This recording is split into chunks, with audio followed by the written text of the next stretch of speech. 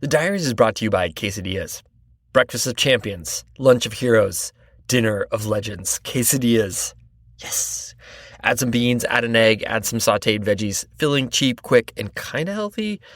A dirtbag staple that can power you through a long day or fill you up after your day has turned into night. That's what the Diaries Plus means to this show. Diaries Plus members fuel it. They make it possible.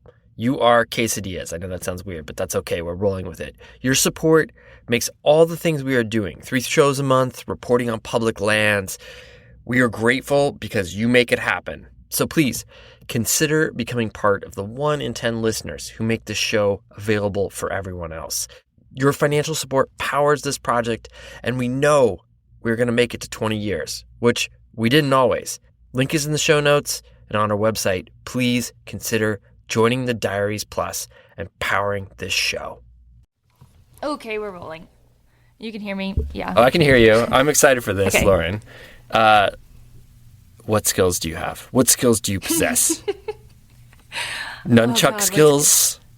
Bow hunting skills, computer hacking skills. Yeah. I'm really good at sleeping. I feel like I've talked about this before, that I'm like a 513 sleeper. I could fall asleep anywhere at any time. That is, I don't know how useful that is to the sleeper. world. Yeah, but that's a skill that I have. I'm really good at talking. Maybe that's why I'm here. You're on a podcast? Yeah.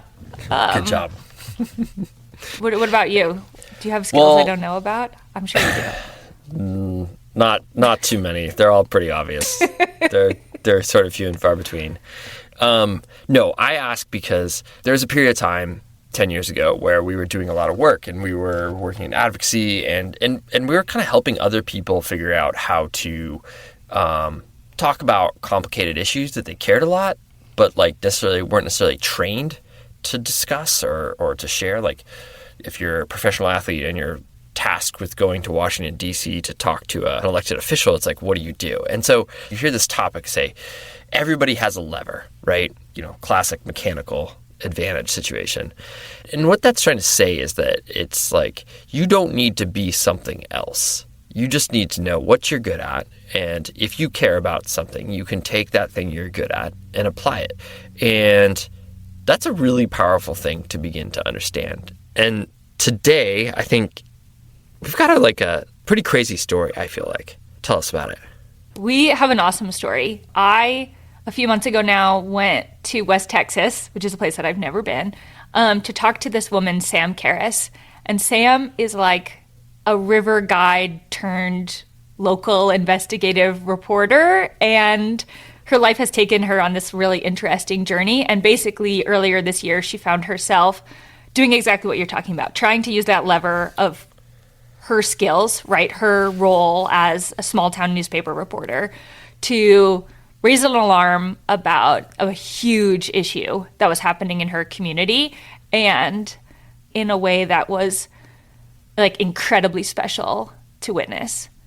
And the work that Sam was doing, I mean, it's wild. This little tiny paper in West Texas breaks a story that ends up becoming national news, that fills social media feeds, that ends up in the New Yorker, New York Times, like all these incredible outlets. And it's also like, we all should be grateful because the work that Sam and her community have done have also shown a light that many of the places that we love, they're really up for grabs. And right now, more than ever, we need to come together and use those levers to defend them. So today, as part of our Endangered Spaces series, we bring you a story from far West Texas, a story about a river guide turned reporter doing everything she can to protect the place she calls home. I'm Fitz Cahall. I'm Lauren Delaney Miller. And you're listening to the Dirtbag Diaries.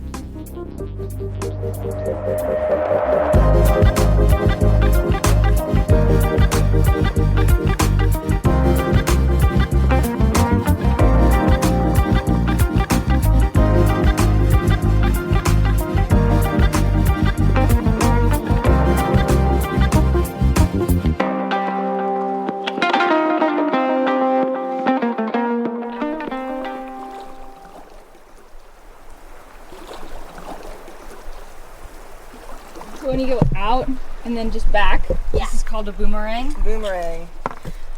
Oh, the water feels so good.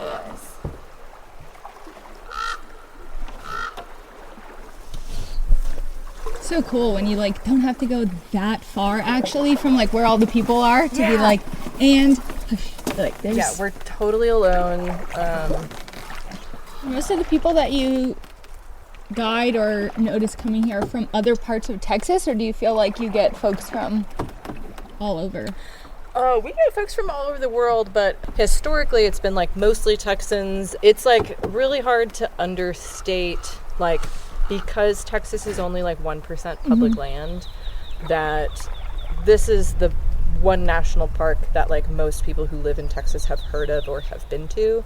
And so it kind of is like a stand-in for like the entire concept of national parks for like the entire state of Texas. And Big Bend is really like what Texas thinks that it is. Like when like a dad from Houston is like sitting back like pontificating about being a Texan, like he's thinking about like riding a horse in the Chisos. Like that's what he's thinking about. So it's like very much a part of our like national imagination as like a state that's obsessed with itself. And a lot of that like mythos comes from the Big Bend specifically.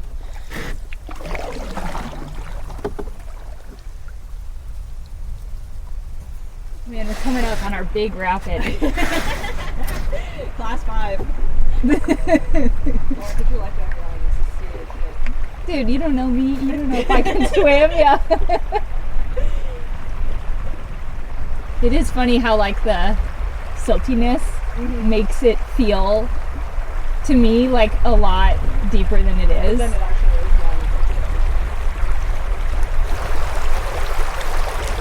Oh, now we're moving.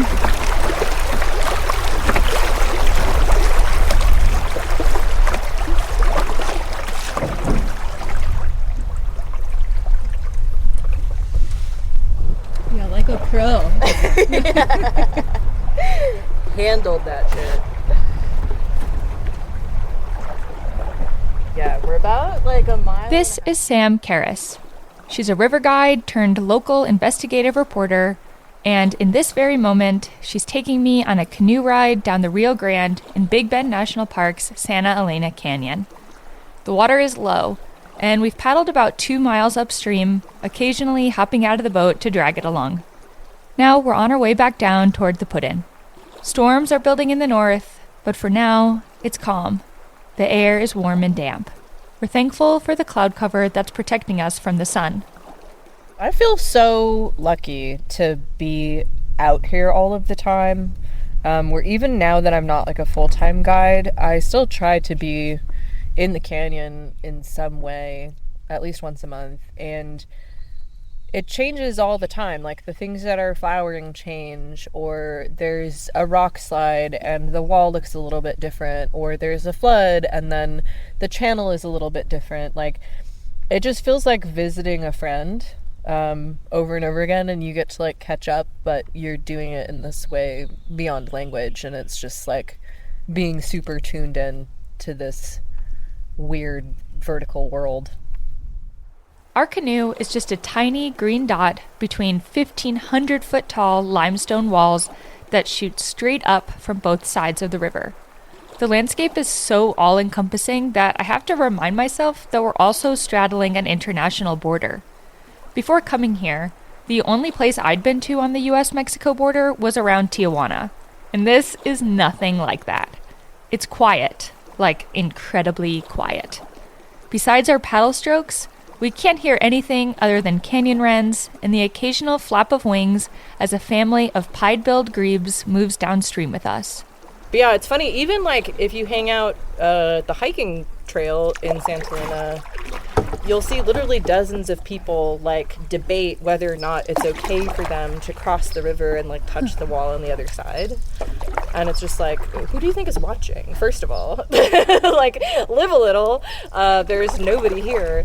But also just, yeah, the kind of like conception that Americans have that the border should be, ought to be, or is impermeable, and that it doesn't move around, and that it's the static thing that's been set in stone is just completely false. And especially in Texas, where the line is a river that changes all the time and is still very wild, especially this stretch.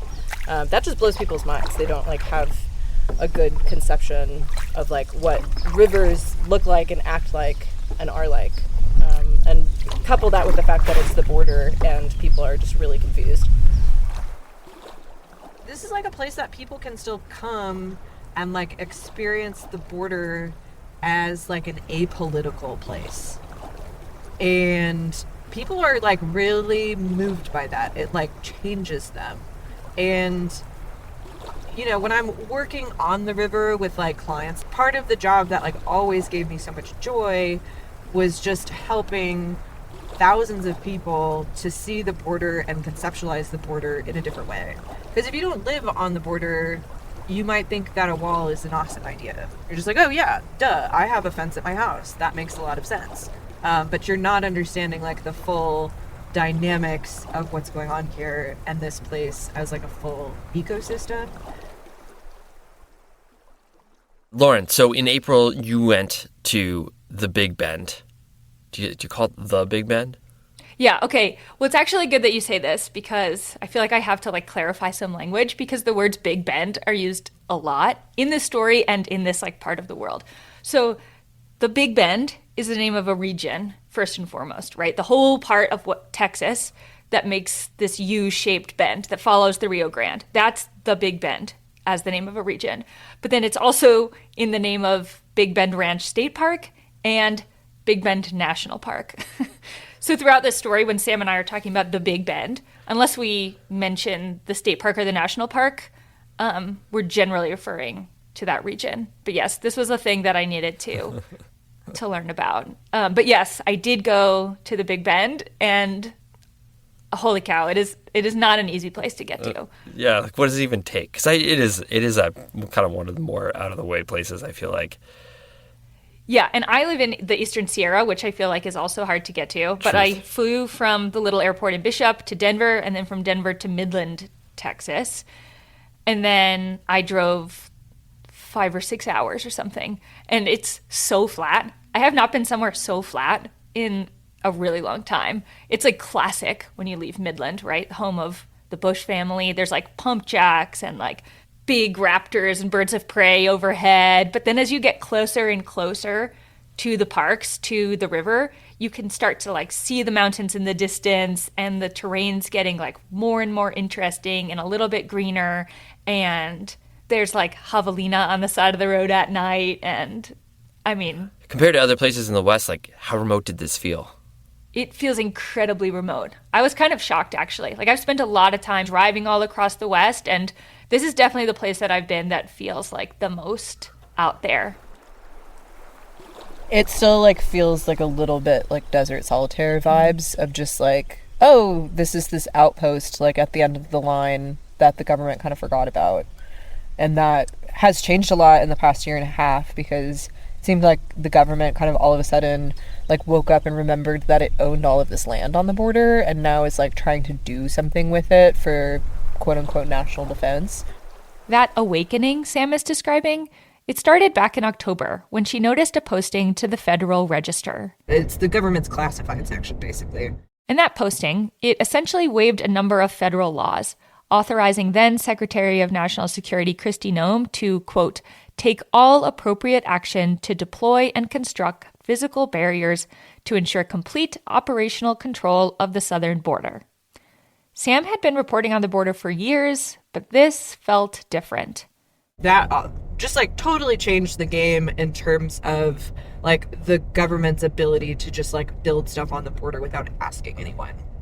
So when I saw that, I was like, this is not good. And then in January, we started getting like weird phone calls from people, mostly like people in real estate, people who own places like RV parks, and then landowners by the river, because they were just getting like all of a sudden like deluged by people calling from all over the country, all of these different companies who were claiming to be contractors for DHS, like wanting like property access to do a survey, but not really explaining like what the survey was for.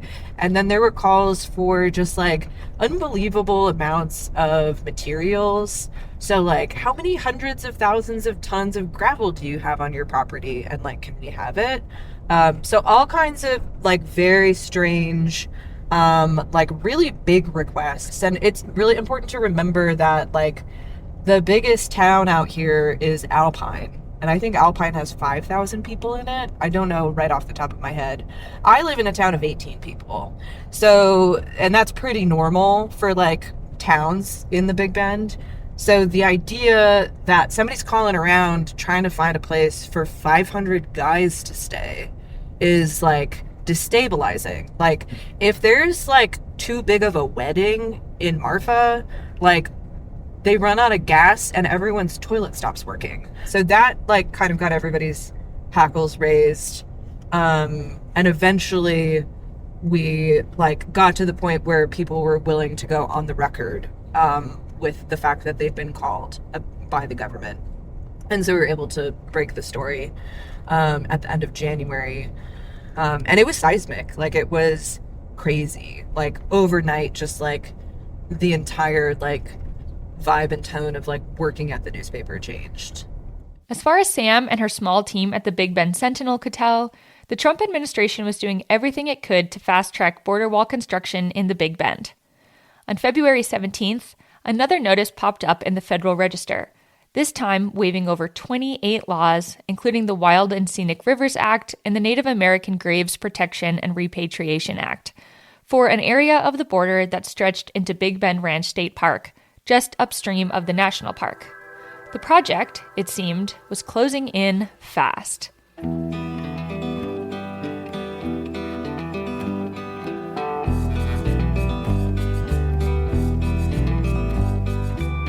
Desperate to glean more information from an administration that refused to comment publicly, all eyes, including Sam's, turned toward this map on the Customs and Border Protection website.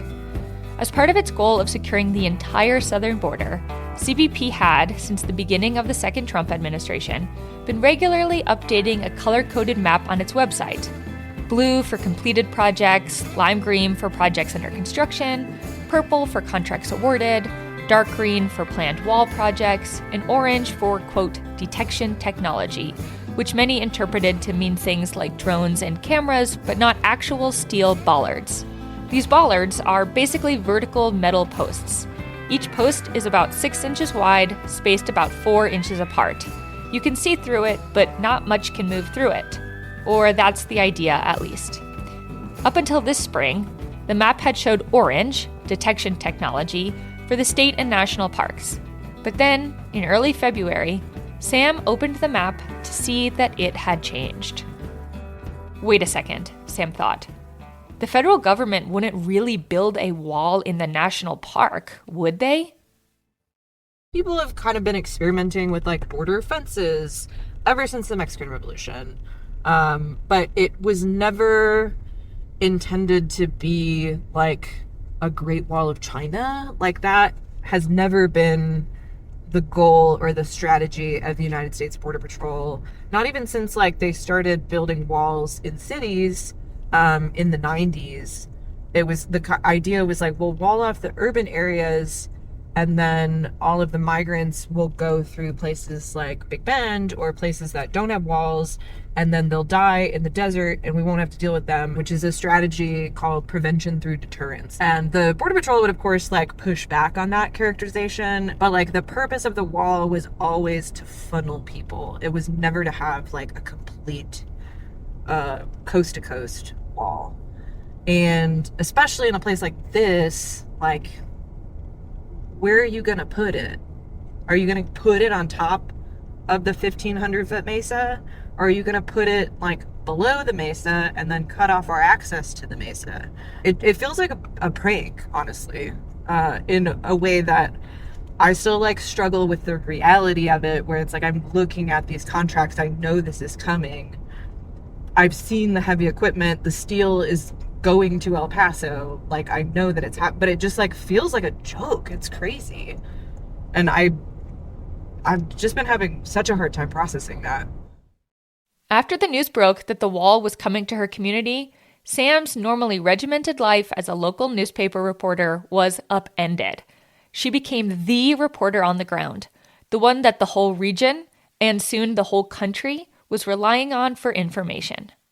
Overnight, my life changed. You know, I'm a reporter, so I get like lots of kind of random calls, but usually they're regional, where it'll be like, okay, this is an Odessa, Texas number or something. And then it was just like, okay, like New York, New York, New York, DC, California, New York, New York, New York, DC. Things were changing fast. And for Sam, part of her job was now trying to figure out how to maintain her journalistic rigor while also writing about the potential destruction of her home, the place she loves most in the world. And her connection to this place, it started 10 years ago when she was living 500 miles away in Austin.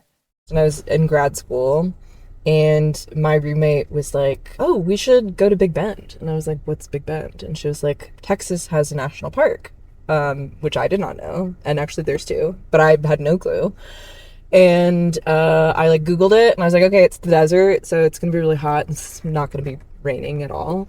And then it's the Chisos, so it was 50 degrees and raining the entire time.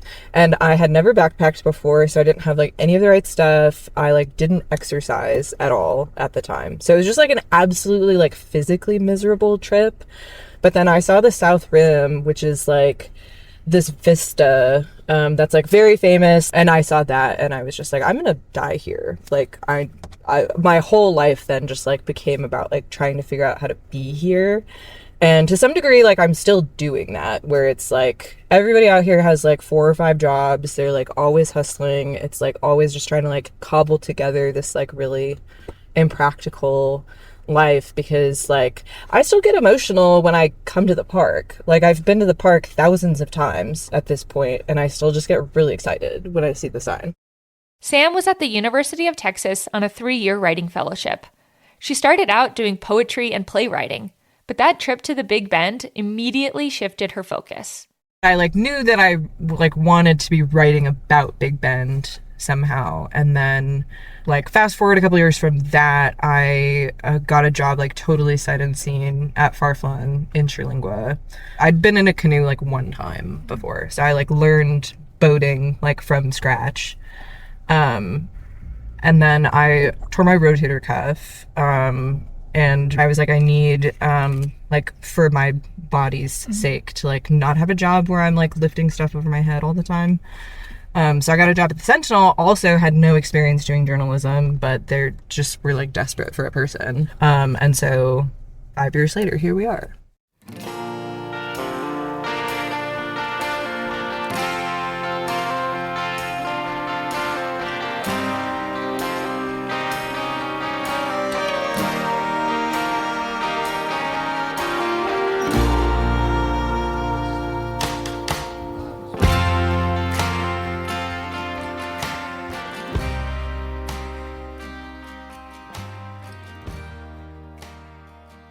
The U.S.-Mexico border is just shy of 2,000 miles long, and nearly 60% of that border is formed by the Rio Grande.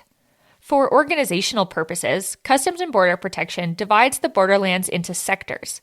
This includes the extremely busy urban areas around San Diego, Tucson, El Paso, and Brownsville, as well as the more sparsely populated rural areas of Eastern California and the Big Bend.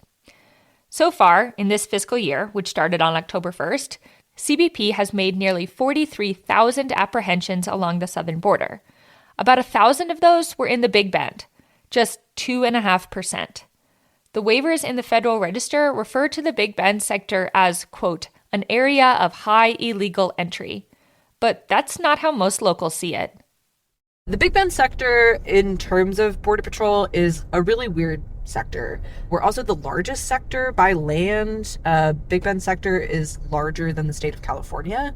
So it's just like this incredibly huge and like really not a lot happening sector. So the idea that somehow we need to be saved from these like hordes that are coming across the river that don't exist, it's just like, it's offensive. Like, it's horrible. And it's such an incredible waste of money in like such an obvious way that I can't believe that a Republican administration came up with it. It's insane. The One Big Beautiful Bill Act set aside $46.5 billion in funding for border security projects. There's like so many things that this community needs that we could do with $3 billion.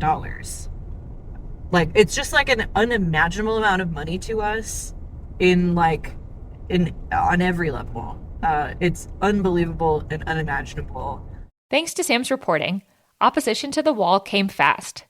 Locals started organizing across Presidio and Brewster counties, and that outrage soon spread to the rest of Texas and beyond. Meanwhile, Sam was racking up hundreds of miles on her truck every week, driving across West Texas, talking to everyone she could. There's not a single person who lives out here who is like, yes, this would be a beneficial, good idea that we're all like really excited about.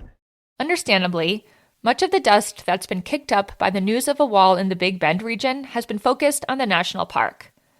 We, as Americans, tend to think of national parks as our gold standard for protection. So many people were shocked to hear that construction like this would be possible in a place they thought would be immune. Directions and pick up some signs, so you get to meet some people here. I wanted to talk to someone who could help me understand what this wall would mean for the park, and I couldn't find anyone more qualified than Michael Ryan. So we call this the ghost town. This was kind of the hub of all the mining activity, when it was going on. As Michael and I chatted, we were sitting in his truck running errands around Terlingua. It's a funky little town with a year-round population of around 200 people. Though, like most national park gateway towns, it swells a lot with seasonal visitors and workers. The winters are cold, and the summers, everyone tells me, are almost unbearable, making the river, the area's only respite from the Texas sun, even more important. As we drive around, we pass restaurants buzzing with tourists, river outfitters and shops, and unique vacation rentals in all shapes and sizes. It reminds me of Joshua Tree, but a little more wild. I've lived in Terlingua or the park, both places for the last 35 or so years. But I'm from the area, though. I'm from Marfa originally, so I've kind of always lived in the area, either Presidio County or Brewster County. But most of my life I've lived right here in Terlingua. This has been a real big deal for us, and when we saw what was going to happen, the proposed walls, the border barrier systems, and so forth, most of us stopped everything that we were doing and devoted a lot of time to working against it. We did see it happen in other places, southern Texas, Arizona, New Mexico, and yeah, you're right. I kind of just assumed it wasn't going to be here. Michael was a river ranger in Big Bend National Park for 23 years, logging countless hours on the Rio Grande. Our area of responsibility was doing river patrols right on the river. There's two park units here in Big Bend National Park and the Rio Grande Wild and Scenic. Together they make up over right at 245 miles of southern border. And that's our patrol. That's where we spent our time, was patrolling the river, making note of any crossings, any illegal activity, things like that. We did that for years, and yeah, I can tell you that we are not in any kind of emergency status when it comes to illegal immigration or anything like that. Michael, like many national park rangers I've met, didn't get into law enforcement because he was particularly passionate about enforcing laws. He wanted to help people, to be in a position to use his skills to help his community. He remembers one memorable flash flood in 2021, which, side note, is actually a story we've told here on The Diaries in an episode called Thin Green Line back in 2023. It went from about maybe 50 CFS to 20,000 CFS. October is not known for rain or anything, so it's just one of those freak events. They were fine. They took care of themselves that night, but it was really, I felt that's what I want to be doing. I want to be part of a solution, part of a help. And most of the things that we did in the River District were along those lines. We were there to fix problems and help people, and very little law enforcement work at all. And that always felt pretty good. I felt that I was a public servant, and so, it was on our badge, service, right there. And I like that. I like being in that position. In addition to search and rescue, part of Michael's job was working alongside Border Patrol. He, like most folks I talked to in the area, isn't outright against the idea of border security as a whole. He just believes that the systems currently in place do the job just fine, without disturbing the place any more than necessary. They had cameras and they had sensors, and they were, no one ever even saw them, because there they were. They were placed in conjunction with U.S. Border Patrol and Park Service, and they worked just great.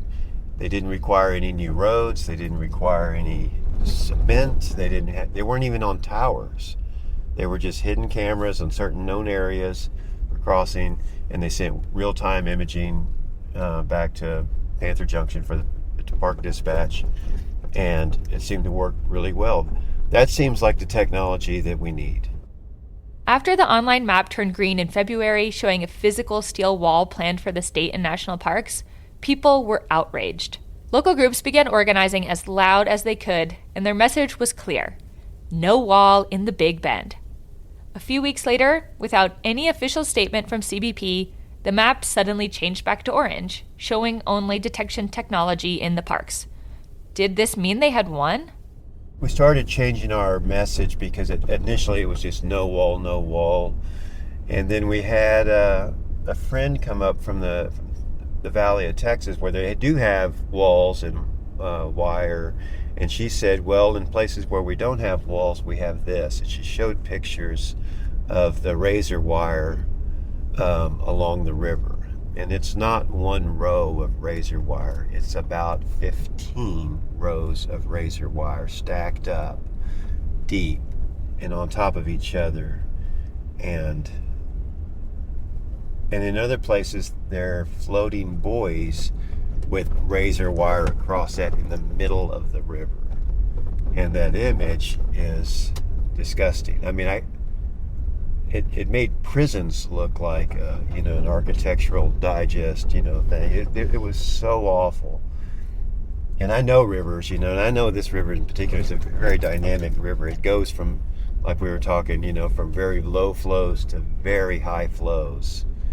And when stay on this road. And when that happens, lots of debris gets washed down the river. All that debris starts wrapping up in that wire, and then that wire starts moving down the river. And it's going to end up all over the place. And deadly stuff. I mean, anything gets caught in that, it's becoming part of it. Razor wire, Michael explained to me, would be just as horrific for visitors and wildlife alike. You don't always see a lot of it until you get down by the river and you look at the riverbanks. The riverbanks are just full of tracks. Bear tracks, bobcat tracks, coyote, raccoon, beaver, all those tracks are common here. You see them, you don't necessarily see the animals very often, but the tracks are common, and you see them where they go get water at night. You put all that wire there, or you put a wall there, they won't be able to get to the water. And to me, it's really hard for me to imagine that, the one source of water that we have in an otherwise very dry area. It would be devastating for our wildlife, and it just hurts me to think about that. In a place where water is just so important. We all know it. All the people that live here, it's precious. It is the one thing that lets us hang on to such a beautiful place. Is its water resources, and to wall ourselves off from it. But it's not just razor wire. Even lights in towers, Michael explained, would change the landscape irrevocably. When they say smart wall, I mean, that's just that could be anything. That could be cameras, towers, lights, and roads that lead, so they can control it and that kind of stuff. So even that, I think that's the right direction to go, but we want to see what the plan is, because it could be very devastating also. That kind of building new roads into areas and lighting up the night sky is not what we want.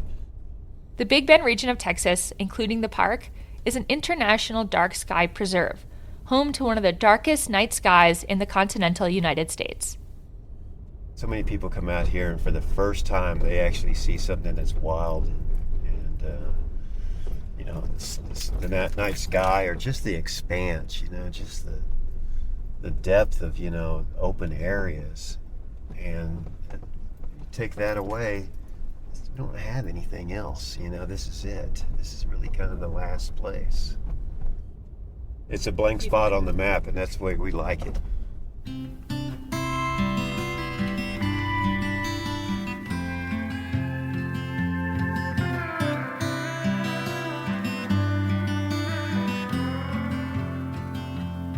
After the break, more from the Big Bend. Stick with us.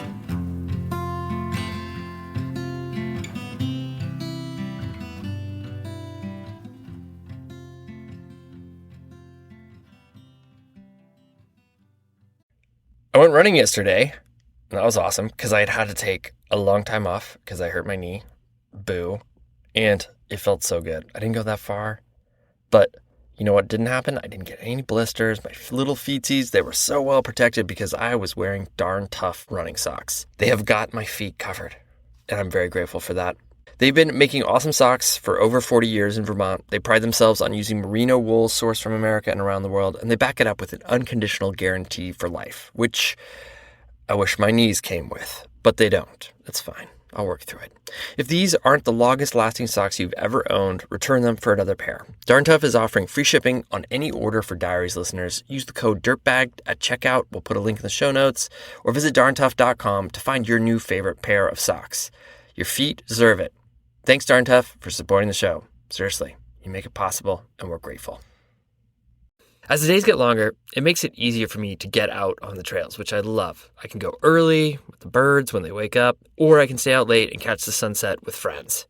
Whether you're scrambling up a rocky ridge or trekking through mossy, sun-dappled forests, or maybe you've got your sights set on something bigger like the AT, PCT, or CDT, Oboz has something for you. They craft purpose-built footwear with an unrivaled field and rugged durability. They are committed to making better footwear and protecting our planet. From using recycled materials to powering their headquarters with clean energy, every step they take is intentional. And because they plant trees for every pair sold, Oboz is helping to rebuild the places we love. Thanks to Oboz for supporting the show, but more importantly, thanks for leading in a global movement to do business differently. To find your next pair of footwear, check out obozfootwear.com/lovehiking. Oboz Footwear. Love hiking. So I've been traveling a lot this year. It's not my favorite thing to do, but it is awesome. Go to some incredible places. I've been actually putting some of the cassava I've been using in a Ziploc bag, which isn't always ideal, but I've really appreciated being able to travel with that stuff. So I am psyched that Cassava now has travel packs. It makes it super easy to pack a few in my bag, whatever direction I'm headed. Cassava's whole body meal shake keeps your body and mind nourished all day, no matter where you are, even backpacking. With 2 scoops of Cassava, you get 85 plus superfoods, nutrients, and plant-based ingredients. So not only am I getting 25 grams of plant-based protein, I'm also getting adaptogens and super greens at the same time. Cassava has 7 flavors to choose from, including their newer ones, coffee and strawberry. Yay to coffee. Take your daily ritual with you. Go to kachava.com and use the code DIARIES for 15% off your first order. That's Kachava, KACHAVA.com, code DIARIES.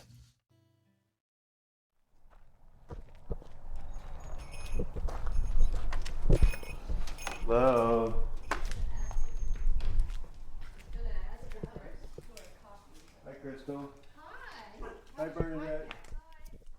Even though he's retired from the Park Service now, Michael doesn't do a lot of sitting still.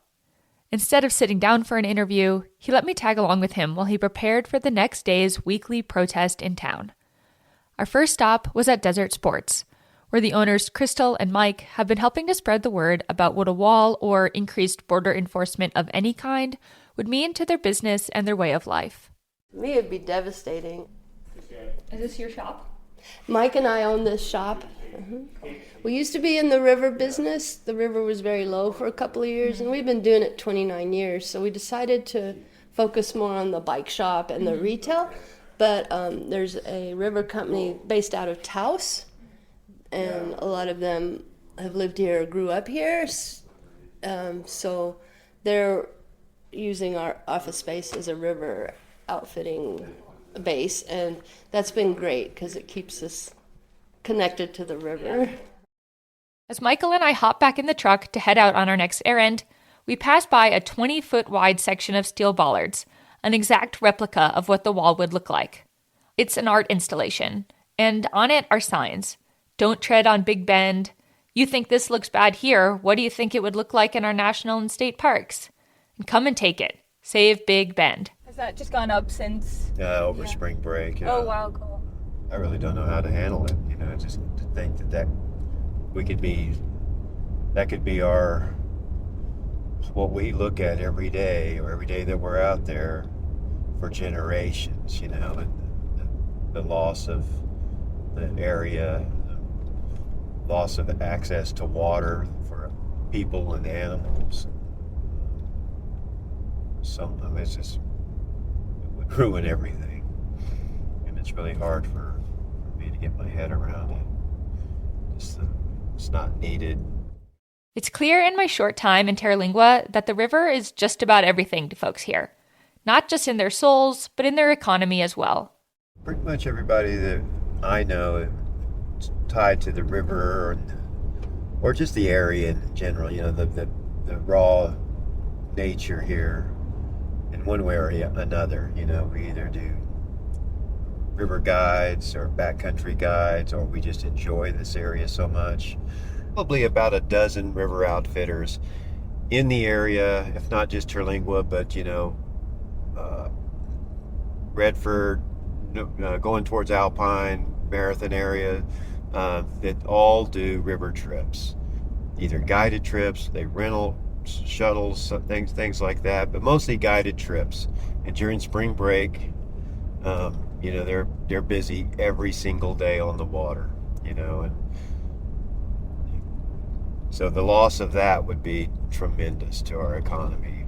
Studies by the National Park Service and Texas Parks and Wildlife have estimated that in 2024, the parks generated close to $60 million in local revenue, drawing more than 560,000 tourists. From park fees to restaurants, guiding businesses to gear shops, this remote corner of Texas relies heavily on visitors. I worry a lot. I really am terrified that this could actually happen. The amount of money behind it, the present administration, and just how the colossal mistake that it is, it concerns me deeply. Everyone I know feels the same way. We're stressed, we're worried, but at the same time, man, you see the people that are up against it, fighting against it. That gives you some hope. My next stop with Michael is to drop off some plywood to a few artist friends. They've been making signs for the weekly rally in Terlingua, big, giant cutouts of wildlife, holding their own signs protesting the wall. We got a quail, we got a bobcat. I love quail. We got owls. That's so in the beautiful. works. And we're gonna make our one rogue Jackalope? yeah, jackalope. That's gonna be with our the- Easter egg. Yeah, with the Lone With Star. the Lone Star, yeah. Just for fun. There are dozens of animals, beautifully painted in a range of colors. As the team finishes painting them, they lean them up against the wall of the garage in a line, and it looks like the animals are holding a protest march of their own. So when we started doing it, the most interesting thing about it was when we showed up, how excited the other protesters were about it, how they wanted to hold it and participate with it, and it made people smile. The weekly Saturday morning rallies in Terlingua draw a few dozen folks, but the opposition to the wall is widespread. In early April, more than 2,000 people gathered at the state capitol in Austin, while 100 people or so staged a rally of their own at Santa Elena Canyon in the national park. Most folks I talked to reiterate how truly bipartisan the opposition here has been. In March, 5 local county sheriffs, 3 Democrats and 2 Republicans, came together in a joint statement, saying that while they support the idea of border security, a continuous border wall in the Big Bend region just wouldn't be practical. So while it makes sense to me that much of the attention has been on the national park, the people I've been talking with urge me to look upstream as well. Big Bend Ranch State Park, they explain, is just a continuation of the same beautiful landscape, deserving much of the same attention. So I headed upriver to check it out with someone who knows it well. Just hair and dirt. Oh, I'm not worried about From it. this little creature. My car is the same. I've got it. She's going to have to get it back. I'm in another truck, this time with local archaeologist David Keller and his dog, Sola. She's got a lot of fur for a desert dog, but she's as amped up as David is to get out and dig around in the dirt.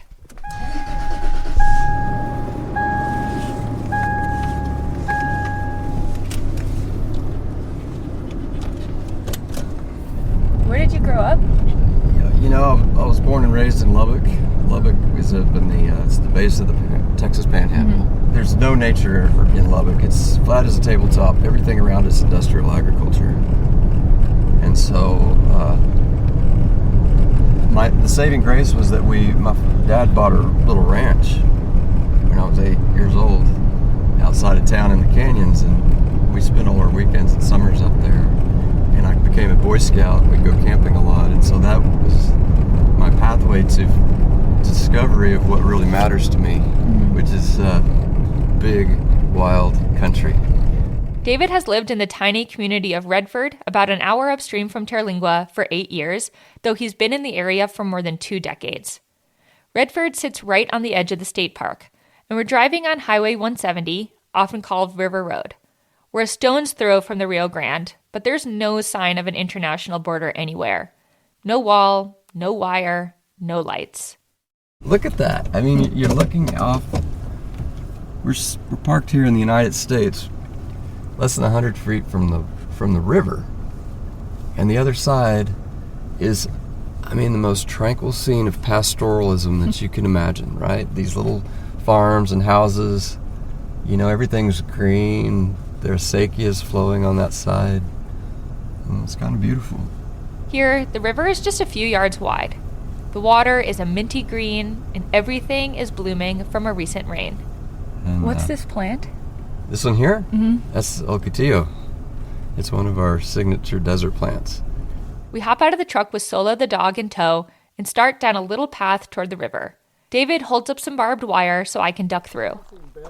To me, this is the most magnificent. It's all just... Let me, can I tell you what we're looking at? Yeah, please.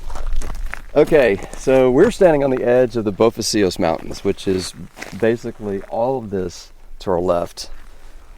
All the mountain ranges to the north that we can see are resultant of multiple volcanic flows about 30 million years ago from this volcanic center called the Bofacillos. And that's all of this. On the other side, that mountain range, the furthest mountain range over there, is... David points out mountains and geologic features in all directions. We walk over to a pile of rocks. So to the unaided eye, most people would just see this as a rocky jumble of desert and not much to say, nothing to report here, nothing to see. But the reality is these rocks talk to me, as they do any desert archaeologist, because pretty much the stuff that we record is right on the surface. And this that you're looking at right here that looks like a bunch of rock dumped by a bulldozer is in fact what we call a ring midden, and it's a big ring midden. And a ring midden is the leavings, basically the aftermath of earth oven use, where they would dig a pit, line it with rocks, build a fire, heat the rocks, then put the food in, and put more packing material, and then dirt on the top of that. And they would let it cook for 24 to 48 hours. And that rendered a whole array of desert foods previously inaccessible. It made it where they were able to finally utilize that, and it opened up a whole new pantry, essentially. The they David is talking about are prehistoric communities dating back more than 1,000 years. Let's just go over here and look at it, because I've looked at a lot of these things, and this one is exceptional because it's most of them are not this big. This one is really big. The rocks, over time, they start to break down and crack and break apart into less usable sizes. They want the bigger rocks to hold heat better, and those discards are what make these huge piles of rock. David shows me a number of little sites, and it's easy to see why generations of different communities would have chosen this spot. We can see for miles and miles, far across the Rio Grande. The reason we're here, is because if this wall is built, this site will be destroyed. And so will Polvo. And they're two of the most significant sites in the La Junta Archaeological District. And it would be absolute devastating loss to science and to archaeology, because we may never see this again. We may never get to look at this site again. Once the bulldozers come in and bulldoze this, it'll be gone, and it's irretrievable after that. You know, there's two things. One is direct site destruction, and the other is cutting us off from the sites, you know, themselves, that might end up on one side or the other of the wall. If it does happen, I'm out of here, man. I'm not going to live in a cage. And that breaks my heart, because this was my whole retirement plan. And so that was something I was really looking forward to. And that is in jeopardy. David's passion for this place is obvious. It's what drives his compulsion to protect it. His car is loaded with signs and flyers ready to pass out at a moment's notice, and he's been integral to the organizing effort. But all this rallying hasn't come easy to him. I'm an introvert, I'm a loner, call it what you want, I'm all those things. I'm usually, you know, quiet as a church mouse. You know, not, you know, almost passive to the point, until you poke me. And then I get loud, I get rancorous. It's my Leo coming out, my astrologically minded friends like to say. David is angry. You can feel it. But that anger, he tells me, it comes from love. This threat, this crazy idea of a border wall running through this place that we so dearly love, causes us to become enraged in the same way that you would be enraged if somebody unilaterally decided that they're just going to bulldoze your house. And we here in the Big Bend, we really, really love our home. We're here for a reason, and the reason is this beautiful landscape. These birds singing that you hear in the background, this river flowing beside us. I mean, this is a national treasure. It's an absolute national treasure, all of it, from El Paso to Amistad. Most of it's private lands, but it doesn't matter. It all works together, and it's all part of the same place. It's all part of the same treasure. And I think that anybody who's in another state, there's no way they could understand that. But what they need to understand is that this kind of, in a sense, these kind of treasures belong to us all, and it's incumbent on all of us to protect them. We're here mostly to talk about the archaeological features in the state park, but David reminds me of the importance of protecting private lands as well. Even though we have the most public land anywhere in the state, right here in this region, still, it's predominantly privately owned. And if all those private lands were developed or fenced off or whatever, it just wouldn't be the same, because they all work together. Yeah. You know, so as you know, ecosystems, animals, rivers, they don't know boundaries. And when we try to put false boundaries up to keep them on one side, it doesn't ever work. In March, as contractors were being awarded billions of dollars worth of construction contracts from the Department of Homeland Security, the private landowners upstream of the state park started getting letters from CBP. It's a long quote, but I think it's worth reading you one paragraph of these letters in particular, one that has private landowners in the area scared, angry, and unsure of how to move forward. It reads, "It is always CBP's preference to obtain the necessary real estate for border barrier projects through voluntary agreements. However, please be advised that if we are unable to reach a voluntary agreement through negotiation within a reasonable time, CBP and/or its executing agency may proceed to refer the matter to DOJ to acquire any necessary property interests through the exercise of eminent domain. Meanwhile, the CBP map of proposed projects kept changing. In late April, after changing a third time, the map disappeared from CBP's website entirely. Then, contractors were seen moving heavy equipment toward the state park. CBP officials met with local leaders, but no one felt confident that any of this information would stay accurate for very long. Locals began to wonder, if they didn't know what was being planned, how could they fight it?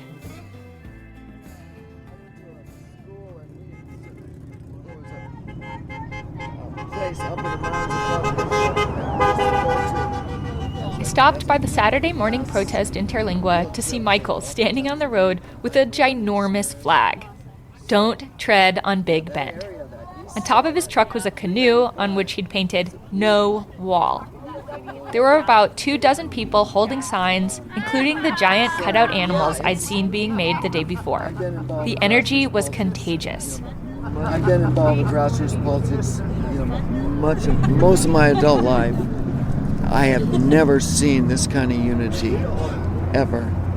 I mean, it's almost total. I'm out here every day for about 2 hours, and in over 3 weeks, I have a total of 5 thumbs down and 1 flip off. Normally, on issues, I get that in 10 minutes. So it's really something. People of all ages were there, including one guy from Connecticut who came to visit the park, learned of the proposed wall, and came out to join the rally. A woman holds a sign above her head while twirling a hula hoop around her waist. There are American flags, music, cars honk wildly as they drive by, and motorcycles rev their engines. It's a reminder of that love that David told me about. There's anger and frustration and fear here, yes, but underpinning it all is a shared love for landscape, for open spaces, for community, for the river. Some folks are more concerned about animal migrations, some are worried about losing their business. Some are upset about fiscal responsibility, and others just don't want to see their hometown change. But there is an abiding rejection of the idea that the wall is wanted or needed.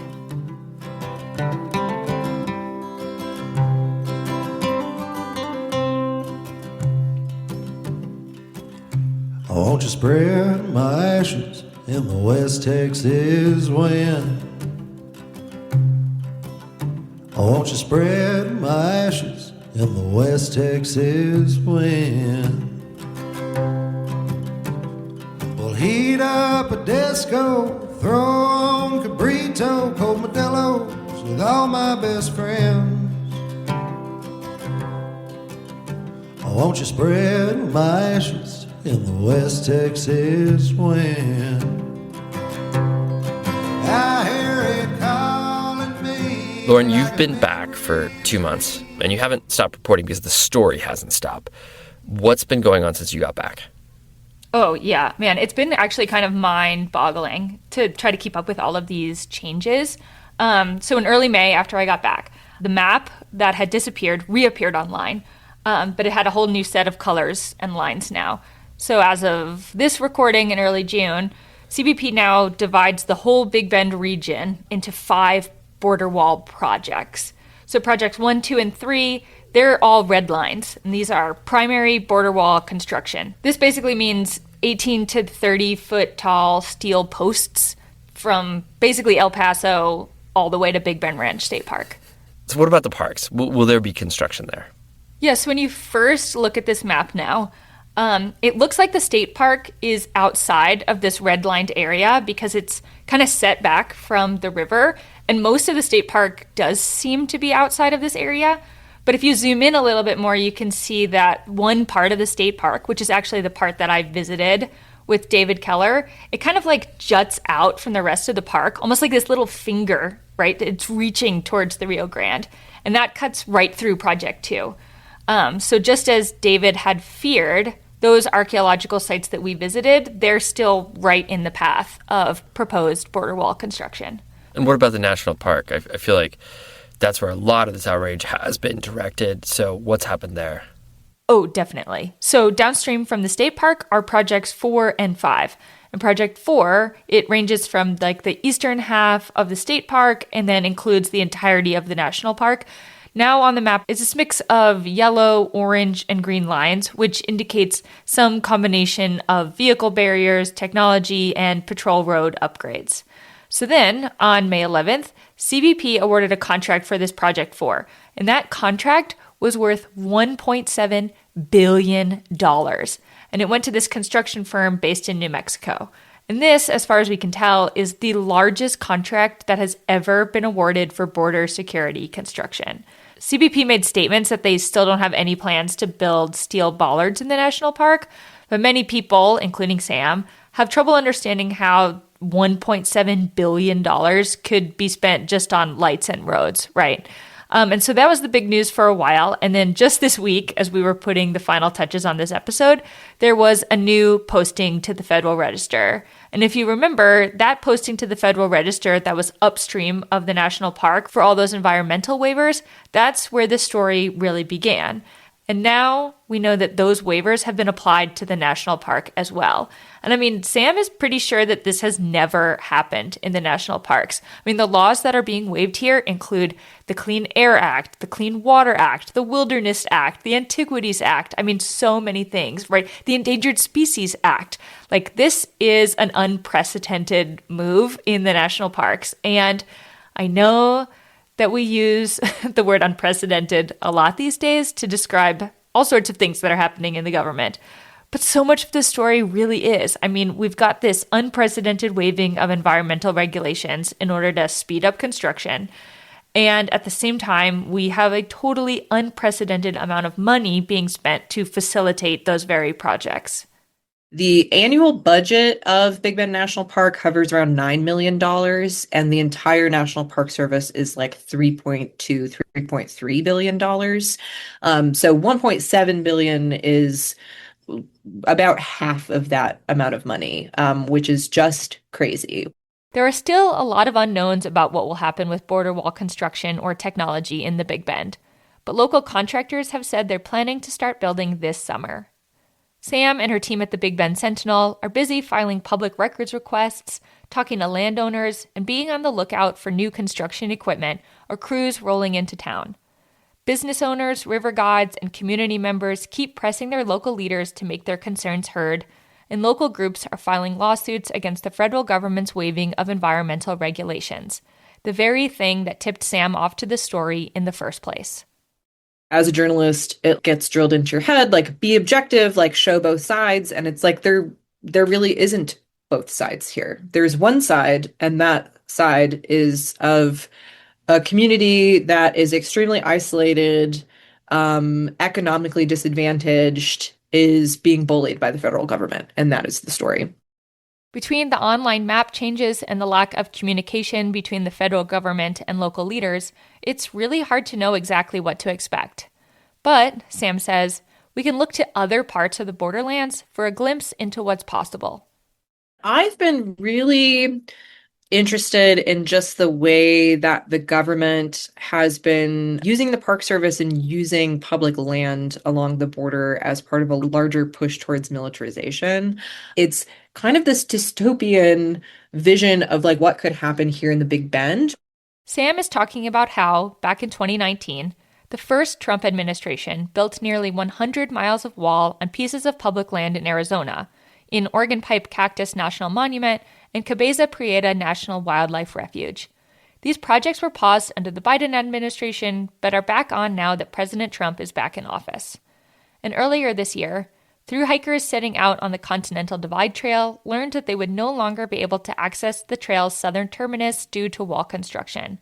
Sam sees these projects as harbingers of what will happen under administration with a general disregard for public lands protections. This is one of the largest contiguous areas of protected land and of true wilderness in North America. And anything that you do to Big Bend National Park, which is smack dab in the middle of this, necessarily changes the character of all of those other public land units as well.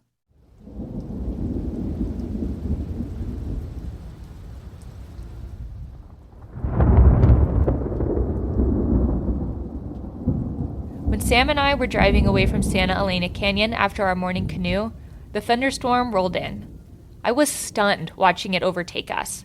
The way the earth changed in an instant, the water bringing new life and color to an otherwise parched landscape. Loud drops of water hit the windshield of Sam's truck, and the sound of thunder enveloped us. I felt so small, and I could understand instantly why Sam had decided to make this place her home. It's why I live here, because it is unlike anywhere I've ever been. And it, for me, has brought this like incredible amount of freedom, where you realize that you're in this place that is among the last truly wild places in our country. That remoteness, it can make it hard to get people to care about a place they've never been. With so much going on in the news these days, and with so much of daily life feeling politicized, why, I asked Sam, should people who aren't locals really care about this? This is like a part of our moral fiber as human beings in a way that transcends contemporary politics. There's no reason why we shouldn't be able to experience these incredibly naturally beautiful places that happen to fall along the border. It's all of our rights as Americans to be able to take part in that beauty and to recreate in these spaces. And that's something that should be protected and that people should stick up for.